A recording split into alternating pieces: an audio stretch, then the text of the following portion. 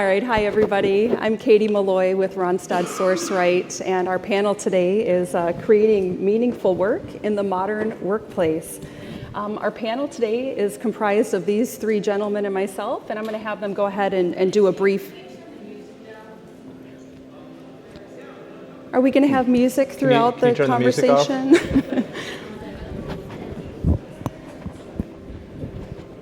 We hear music. Oh, it's next door. Can you go scold them for us? Chef's got it. He's on it. I want to see this.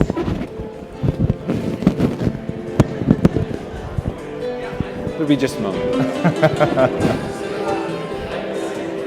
Yoav isn't shy. I know, I just got two of our lead techs to do I something. think they've turned it up. Thank you. It's going really well so far. Yeah, it's perfect. Great start. Well, It's worse in there, so. we'll speak loudly Yeah. for you. Sorry about that. Can you hear me okay? Okay, I'm going to be turning this way and my microphone's on this side, so I think we'll be all right. Again, I'm Katie Molloy with Randstad Sourceright, the largest recruiting firm in the world, we're very proud to say. And today we're going to be talking about creating meaningful work in the modern workplace, it'll be an interesting conversation because we've had a little debate about what both of those items mean. First, what is meaningful work and what is the modern workplace? I wonder if we could shut that door part way because that hallway noise gets a little loud. I'm going to ask my panelists to do just a brief introduction with name and company, if you wouldn't mind, Craig. Sure. My name is Craig Driscoll. I'm a partner at Highland Capital Partners. We're a venture capital firm in Cambridge, Massachusetts, and Palo Alto. Thanks, Craig. Yeah, and I'm Matt Bingham. I'm a founder and head of product at an early stage startup out of Salt Lake City called Neatwork. My name is Yoav Gery. I'm a president of Selina, which is a hospitality platform that's started in Central America and is now growing into the US and Europe. And I think we'll be talking a little bit more about what each of these gentlemen does in their careers and how it really impacts the modern workplace and what that looks like. I'm going to start with the first question, and I'm going to direct this one to Yoav, if you don't mind. Okay. It is, how would you define the modern workplace? That's the big question, right? That's the big question, yeah. I'll have each of you cover that one if you don't mind. So let me just tell you a little bit about Selina because it's going to, I think, filter into a lot of what I'm talking about. So Selina it's a hospitality platform. We've got everything from hostel rooms to private hotel rooms. But in addition to that, we've got food and beverage and we've got co-working in all of our locations. So the whole idea is that we're creating a platform for living, eating, playing, but also working. And a lot of hotel companies have started to create either Wi-Fi in the lobby or small co-working spaces. We're really building our platform around the digital nomad and around co-working. So from our perspective, the modern workplace is really everywhere. The whole idea is that we're capturing travelers, we're capturing travelers that are traveling and want to work along the way. And we're capturing workers who decide to give up their office space, whether it's co-working space or regular office space in the city, and just travel the world. So from our perspective, it's anywhere you want to be, and we want to create that platform for people to go out and explore the world while working at the same time. Great, great. And how about technology in defining that modern workplace? What would that look like? Would you like to touch on that? Yeah, that's true. Matt? I think that's huge, and I suppose that kind of its genesis, technology is responsible for all this, right? Every company, in some way, is a technology company today, and that's really put a emphasis on the speed at which businesses move, right? If you're not disrupting, you're being disrupted, and that's just the landscape now. And you combine like this urgency of companies to move and innovate very, very quickly with a talent shortage, right? And you've got a buyer's market, right, for a talent. And so I think, I've spent a lot of time thinking about the talent management space and working in it, and kind of those old paradigms just aren't working anymore. The way we thought about just getting people in to work at a company and paying them handsomely. No, people want different things and a different balance out of their life today. And I think that's really representative of a modern workforce or workplace. Mm-hmm. And how would you define the modern workplace? Yeah, so I'd probably do what Yoav just did and just sort of take a step back. So we're an early stage venture capital firm, and so we're investing in big transformational ideas and companies. We're investors in things like Rent the Runway and Harry's and Freshly, Trilogy Education, which we sold this morning to 2U, which was a great outcome for a great team. And so when I think about future of work, we have several investments in the category. We have a company called Remote Year, which plays in a similar space to Selina, where basically people can work and travel abroad for 4 months or a year, which is really just completely transformational. And that company is fully distributed. Like, we don't have a headquarters, which is pretty progressive. And then we have a company called Catalent, which is, they're actually talking tomorrow, which is much more of a talent marketplace, allowing 65,000 freelancers to basically do corporate work for any company. These are some of the bigger ideas that I see in sort of the future of work. I'm super excited about it personally. I think we're just at the sort of tip of the iceberg of what's happening and what's going to change. And companies like what these guys are starting are just, further sort of taking that trend and bringing it forward into the next generation, which is exciting. Great. And in the company I work with, Randstad Sourceright, we've been working from home in a remote workforce for many years now. I've worked for other companies in between. I left Randstad, went somewhere else, and they were very much anti-work from home. They felt like you had to be sitting in that cubicle or that office in order to be productive. And I see somebody nodding no. I totally agree with you. I wake up and I am on that computer within about 15 minutes of my eyes opening versus having to, God forbid, shower, put on makeup, do my hair, get in the car, do all those things that take an hour and a half in the morning, plus the commute. It's a much more productive way to do work. So it's not quite as exciting as what we're talking about with these gentlemen with going off to, I call it surf camp with Selina, where you can go to a resort where in the evenings when you're done working, you can do a surfing gig or anything that appeals to you, and including giving back to the communities and the countries in which you live. So ours is a little calmer, not quite as exciting, but compared to those who are put into a cubicle every day, I think it's pretty exciting. I like having a dog next to my feet at home and being able to take a walk in my neighborhood and get my mail if I want to and walk back in the house. It's just a different lifestyle. So continuing down this path, what about the generational workforce changes happening? What's happening that directly impacts today's modern workplace with the generations in the workplace? You want to take that one, Matt? Yeah, I can start off with that. I've almost had a little bit of a pet peeve about questions like this, because so often we focus just on the millennial problem or challenge or whatever it is. Problem. That's what it is, right? Not a problem. See, those are, and the last company I worked at, that's what the marketing people put out. And I'm like, stop doing that. They said that's the only thing people click on Facebook or on LinkedIn, right? So we like to kind of have that title around that. But I said that a couple years ago to a company I was talking to. I asked about how they were managing millennial talent. She's like, first of all, I am a millennial, and that question's kind of offensive. But as you start to dig into that, it's not just there's this kind of millennial challenge. It's for the first time ever we've had 5 different generations inside of the workforce. And not to even, further classify people, but it's sort of just this awakening that you have to come up with different strategies to engage different types of employees. So this kind of broad stroke, kind of one size fits all approach that we've used in the past isn't working. You got to find unique ways to engage your talent base. And what do we think the younger generations are looking for in the workplace today that maybe me as a Gen X wasn't as interested in the past? What do you think that is?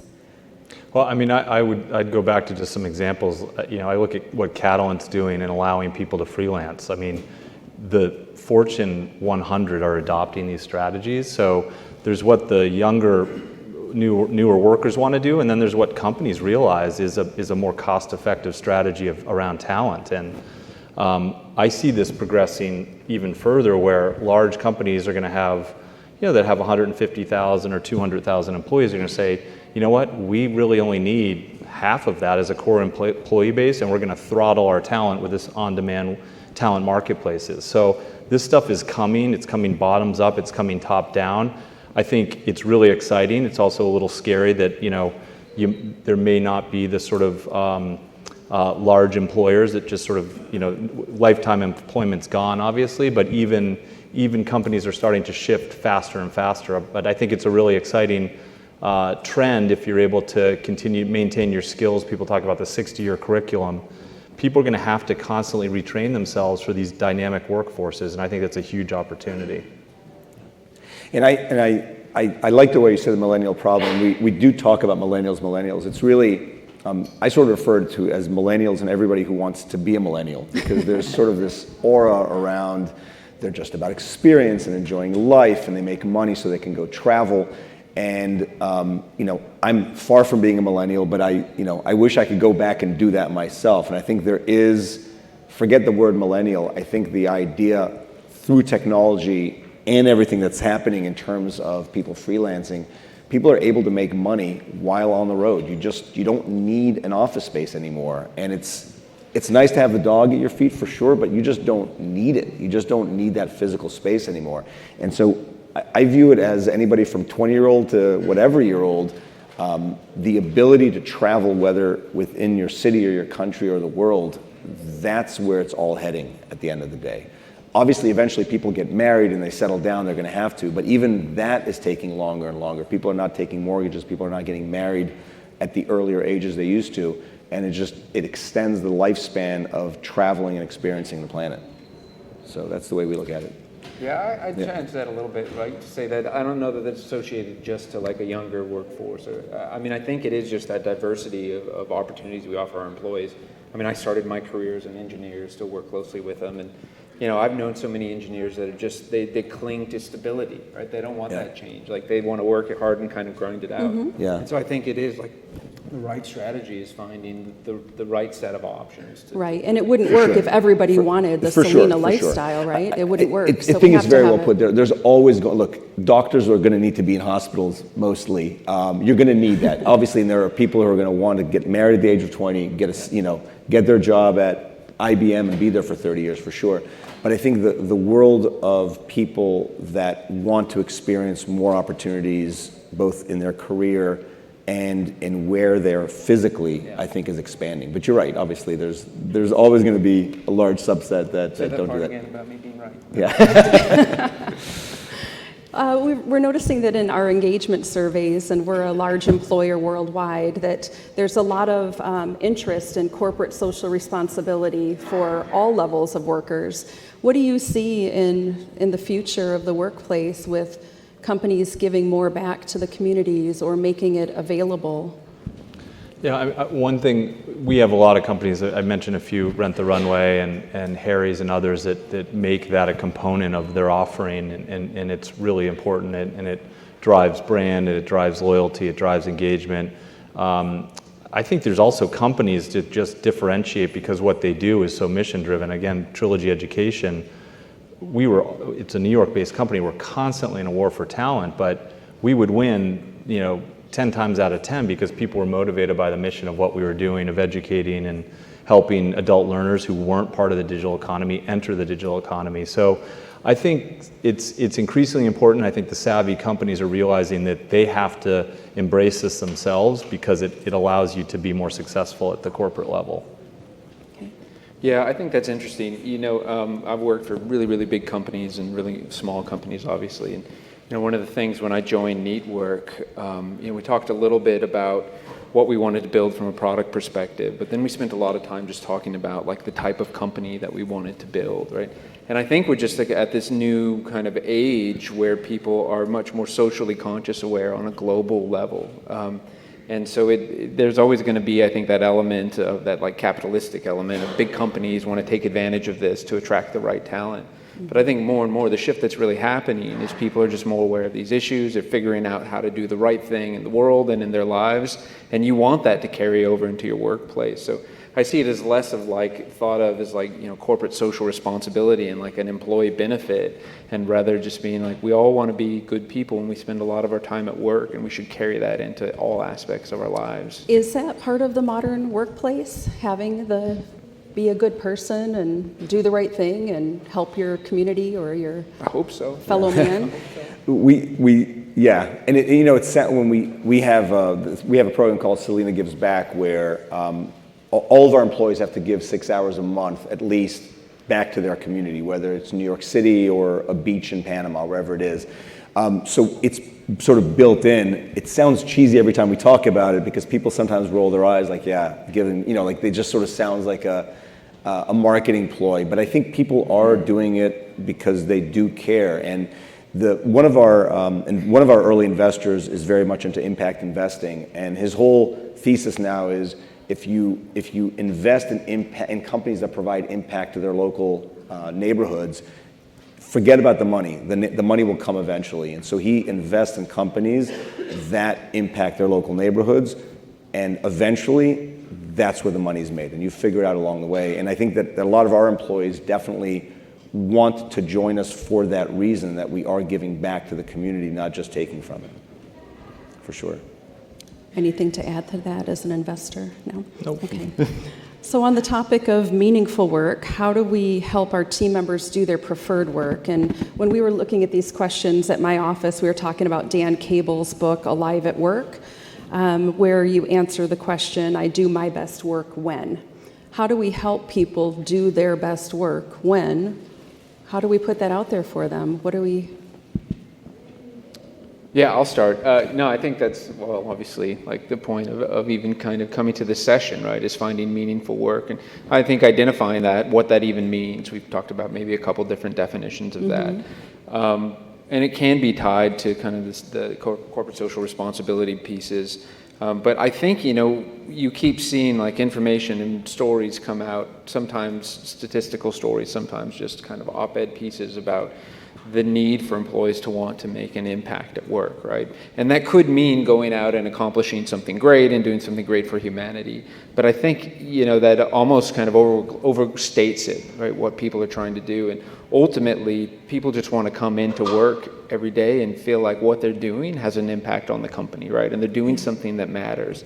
And I think that gets really, really lost today as you go from, early stage startup and have 100 people, and then a couple of years later have a couple thousand people. Like, it's just chaos inside of there. And everyone's working really hard, everyone's really busy, but for the most part, everyone's really underutilized. And that's where people start to feel a little disconnected from work and unengaged in work.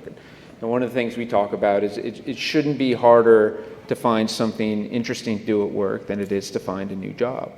And I think that's just a reality of where we are today when we keep kind of struggling to show how you can make an impact inside of this building. We're just going to lose people left and right. I mean, my frame of reference is just early stage companies, and I think to the point you were making, it's just part of the fabric. I mean, people are so motivated and excited by the impact they're having, and these companies are having impact on these industries, and it's sort of it's just assumed that it's working out. I do think that our best companies get people in the right slots quickly and allow them to be productive. Sometimes the environment isn't right for them, and we try to sort of move them into other situations, either internally or externally, that make sense. But and I think that people, at least within the startup community, that are successful are those people that are highly resilient, and they just kind of, they're accustomed to the chaos, right? Yeah, they thrive in it. right. They've developed those skills, and that's the world I sort of live in exclusively. So that's what I see. Matt, I think you mentioned Agile the first time we talked. We were talking about agility in the workforce and how that's a necessity that we should really screen for in most workplaces today.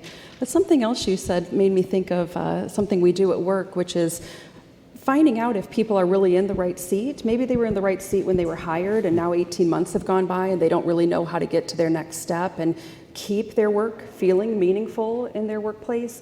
So within my organization, we've started surveying instead of once a year, which is a little too infrequent. Every other month, we send out about 10 questions in a survey. And when we send these questions out, my team's questions, their answers come back to me without their name. And I can write them back another question. If they say, hey, I don't feel like I understand the direction of the organization very well, I gave you a 7, then I write back and say, what could we do to improve that for you, without ever knowing who they are, so that they're very comfortable going back and forth with this invisible email and sharing what it is that they're missing. Do they have the right tools? Do they need their computer upgraded and they're afraid to ask because they know the budget's tight this quarter? Or just anything that they need to feel like they're getting their work done and being able to contribute in the best way possible. The next question I have is about the challenges associated with technology. And I think we joked about this earlier, Matt, that in my company, they keep saying the robots are coming because we are a recruiting firm and we're trying to find jobs for people. And we're picturing these robots marching down the street, taking over our jobs, and in reality, we're moving to things that are not that big of a deal, like texting, or changing the way that our reports are run. We're texting candidates instead of calling them. Who picks up their phone anymore? Or instead of emailing them. I think one of you was emailing me today, and I'm thinking, I don't email, I text. Yoav, send me a text. So it's the robots are coming, and they are going to be taking over some of the jobs, but in reality, it's a lot more about the simple things like texting and moving the jobs to the people who are most likely to get it done well, and moving the mundane tasks over to the technology versus having the people do it. So is there a limitation with the technology that's causing problems in the modern workplace? What are you seeing? Matt, you look like you're ready to answer. Oh, sorry. Yeah. No, I can was see just it in your even eyes. thinking, like walking over to the session, like while I was standing in the hall, they kept saying that the session next door was full. There's a waiting line. I'm like, why? And I looked at who was speaking. There were some nice people, but like not a celebrity or something. And it was because they had the word AI in the title, right? And I think that, and even like I grew up in technology, right? And we want to do cutting edge things, but we keep doing this. It's like AI and machine learning, and the workplace is changing. But in reality, like people are just looking for ways to remove friction from inside of their jobs. Now, there will be some great companies that come in and apply some really wonderful technical solutions. But so much of what I think what we need to think about is just how do we make the lives of people's jobs easier. Often times that means using less technology, right? And kind of backing away from what is definitely an overabundance of tools, or at least finding really great ways to bring them together so that people don't spend most of their day like figuring out their password to multiple systems to get in, which is anyone relate to that one?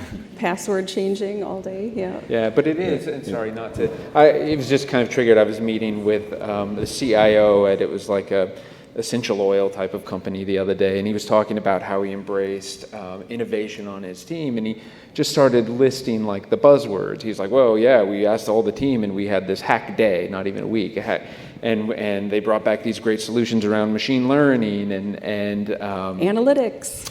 Yeah, and blockchain and all this stuff. And we're really overutilizing those words, I think, as an industry, especially in the talent space right now. And we all just got to get back to like that more kind of how can we utilize technology to facilitate more human connections.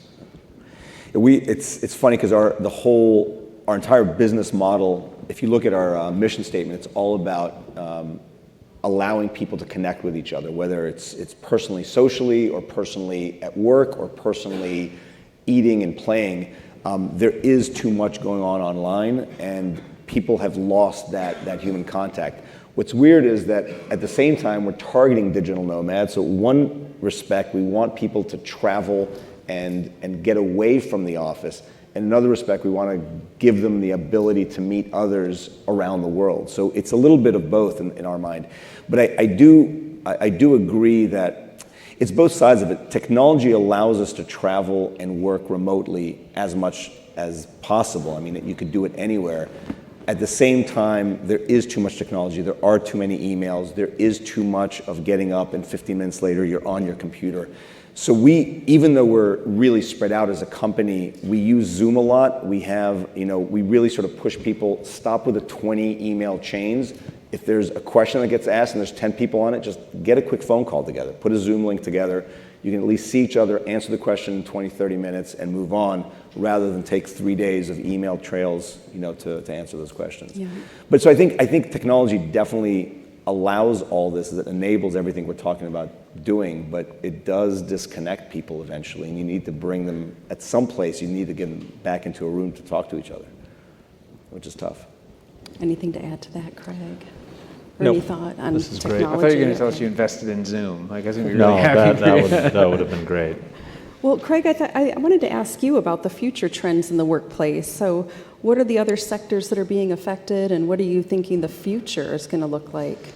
Yeah, so I think a couple interesting, just random observations. So it's interesting, again, with Yoav here, I see future of work in real estate being a pretty interesting kind of morphing. We've seen, obviously, WeWork and Airbnb that have sort of come on and transformed some industries, and now we've got Catalent and Trilogy and a whole bunch of great companies that are here.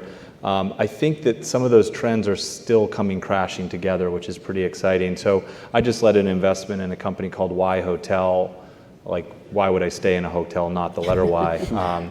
And it's basically taking brand new luxury apartment buildings and popping up a hotel in those while they're basically empty and being leased up. And it's just it makes so much sense. And you think about who we're targeting there. We're targeting business and family travelers who think about their housing differently now. They don't want to stay in a crummy hotel that's the same old product that's been in this country for the last 100 years.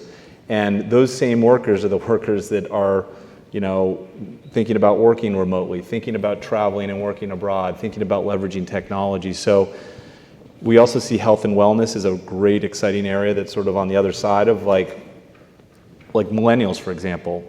Like 74% of them identify as being lonely. It's just this remarkable statistic that has huge implications to the healthcare system, has huge implications to the sorts of services that you provide. So I just think that there's some, we look for these big categories that haven't been transformed yet. We talk about Freshly with food, we talk about Rent the Runway with apparel, Y Hotel with multifamily, Trilogy education and education. It's like these big categories that just haven't changed and are ripe for disruption. That's where we're most excited.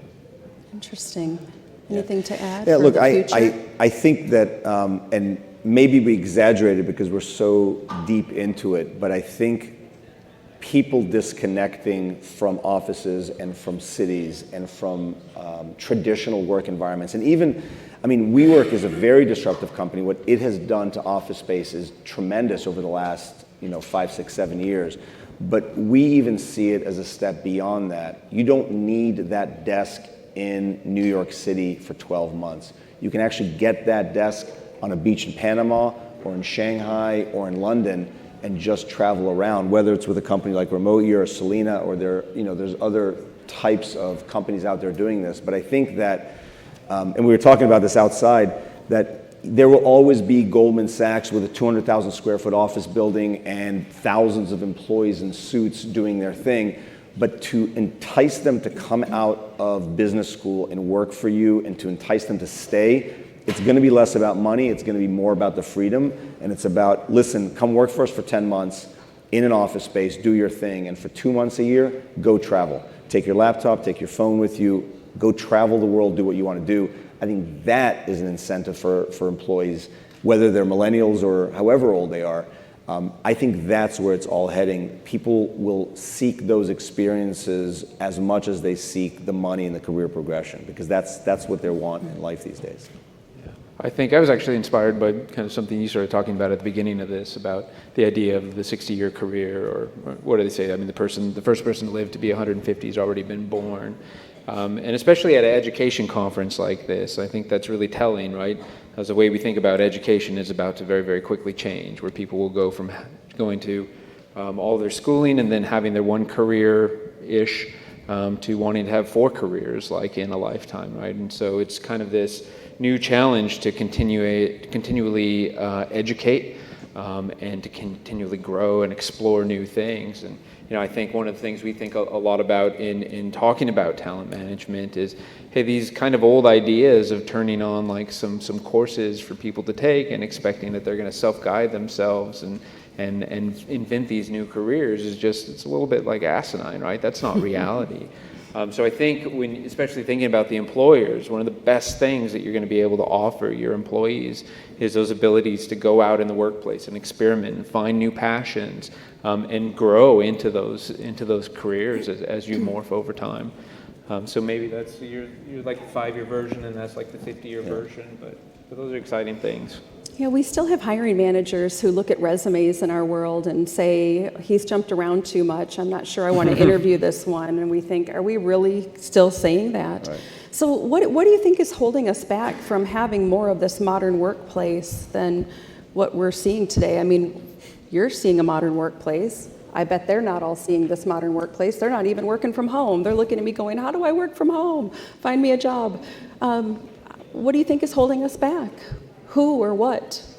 Is it the technology is too difficult for companies? Do they want to see them in their work? Do they not believe they're working if they can't see them working? There's not a person that we have an office in New York in Tribeca. There's not a person that comes to our office that doesn't say, wow, I'd love to work in this office space because it's interesting. Okay. And we are, we have people there that are there 2 days a week, 5 days a week, 0 days a week. And so I don't know. It's a great question. I don't know why it hasn't already completely taken over the planet. Is it eBay? What, the eBay lady's the one who let them work from home and then made them all come back into the office? Wasn't that a few years ago? Yahoo, yeah. Oh, it was Yahoo? Sorry, eBay. Yahoo. Look, I think you need to create, it's what I was trying to say before, that, we are built around people being outside of the workplace, but you still need people to connect. But if you offer them the technology that allows them to connect, and you offer them some physical spaces where they can connect, it doesn't have to be the single office. It can be 100 locations around the planet. You do have to build yourself toward that goal. But I don't have an answer. It's something that it's surprising to me where I sit. I mean, I worked for some traditional companies. I won't name names. And I go back and I visit my friends, and they're perfectly content. And I just don't understand how they can go back to that office every single day. It's crazy. They don't know any better? Yeah. Is that what's holding us back? They don't know any better? They don't know any other lifestyle? And they've read about millennials and they get it, but it's sort of this amorphous thing. But their kids are all going to college. Their kids are getting out of college, and they're going to want to be doing that. They're going to be experiencing it soon, I think, with their kids and their families. Any other ideas? I think we're just at the beginning of the transition still, right? And it's sort of gaining momentum. I mean, it used to just be like, we would talk about these things as a San Francisco, like Bay Area company only, and that's quickly spreading. I mean, it was a couple of years ago we talked about the annual performance review is dead, right? That was the big headline, but it was just in Bay Area companies, but then it was everywhere, right? So it's kind of just critical mass is growing, and everyone's kind of just coming accustomed to these these new ways of doing things, but there are holdouts, right? And those are the companies that are probably going to go away in the next couple of years, or learn how to adapt and learn how to survive.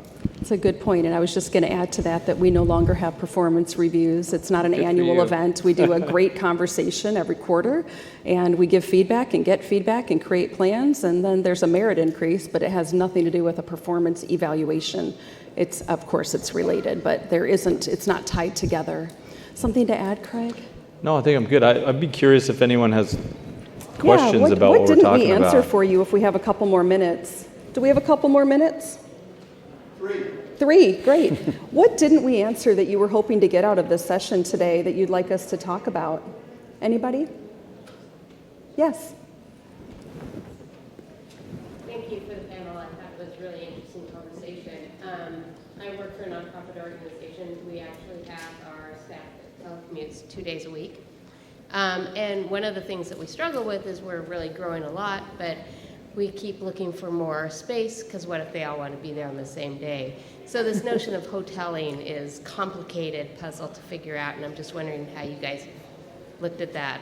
Obviously through software tools, but that's quite a challenge to find the right one. So I'd love your insights. Hoteling specifically, or co-working space? Hoteling, probably, sharing cube spaces. Yeah.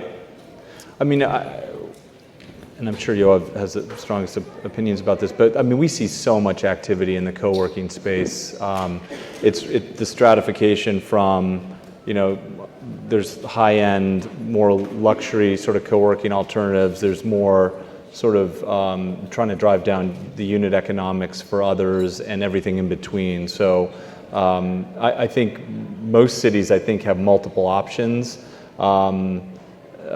So it seems to me to be a pretty well-developed area, but I don't know if see other alternatives out there that are compelling. To find space when their team is coming together. I don't know if everybody heard the question. And look, there are so many. It was just WeWork and a few, small competitors. I think there are so many others out there, down to the point of, there are companies out there that will take restaurant space during the day that's unused and just use that. But it's a great solution because it's inexpensive. You can fill it up very quickly and use it on a day-to-day basis or a week-to-week basis, rather than renting out space for a month at a time. But those are out there, and I mean, I think the restaurant guys and the guys that take up unused meeting space as well, because there's so much meeting space that's been built up in these office buildings, and there's companies that will come in and just take out an entire floor of meeting space and use it for a day or a week or a month. Very inexpensive for you, the company's making money because otherwise that meeting space is unused, but you don't have to subscribe for even a month. It's a day-to-day, hour-to-hour thing. Right, so there's Spacious, Breather, Convene, or 3 I know that do that. Yeah, and then I think, just to add on to that, like, same thing, like even at our kind of smaller company, I mean, people enjoy coming together even though we're kind of in an increasingly remote world because they enjoy the collaboration of it, right? Mm-hmm. So one of the things we try and do, and we've got enough space for everyone right now, but we won't soon, is to almost, as silly as it sounds, like systematize the collaboration, right? And find those moments where we can come together wherever it is to collaborate and then let people go off and kind of do their work. Yeah, we should have a system like Elance where our freelancers go to work, where you can review the freelancer and the freelancer reviews you as an employer, to have this for these workspaces where people say, I used it and here's what was good, and almost a Yelp review kind of setting of all the different possibilities. Can you create that for us, Yoav? Yeah. By tomorrow afternoon, sure. No On problem. your side, yeah. Well, I think we're over time. I know there were other questions, so you can just approach us and we'd be happy to chat with you. But thank you all for coming today. Appreciate you. Thank you.